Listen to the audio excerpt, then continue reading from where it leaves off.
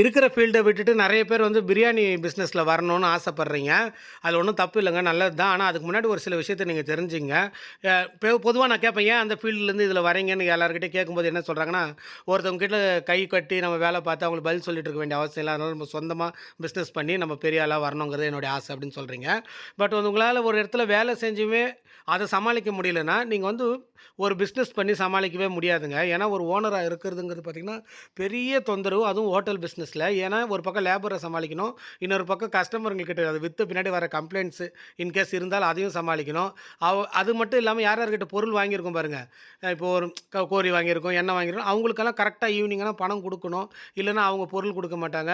ஏன்னா வியாபாரம் நடந்துருச்சுன்னா குடுத்துடலாம். ஒரு சில நாள்ல நடக்காது. அப்போ அத மணி மேனேஜ்மென்ட் பண்ணணும். நீங்க வொர்க் பண்ணும்போது சேல்ஸ்ல இருப்பீங்க, இல்ல மார்க்கெட்டிங்ல இருப்பீங்க, இல்ல புரொடக்ஷன்ல இருப்பீங்க, இல்ல மேனேஜர் அந்த மாரி இருப்பீங்க. அந்த மாரி ஸ்டேஜ்ல இருக்கும்போது ஏதோ ஒரு டிபார்ட்மெண்ட்ட பார்க்கலாம்.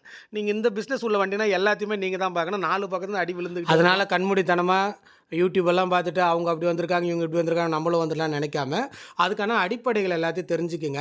ஒரு பிரியாணிய நல்லா பழகிக்கங்க. அல்லது ஒரு ஃப்ரெண்ட்ஸ் யாராவது கடை வச்சிருந்தா அங்க போய் எப்படி ஹோட்டல்ல நடத்துறாங்க, அது எல்லாத்தையும் தெரிஞ்சுக்கிட்டு, அதுக்கப்புறமா நீங்க வந்தீங்கன்னா உங்களுக்கும் நல்லது, தொழிலுக்கும் நல்லது.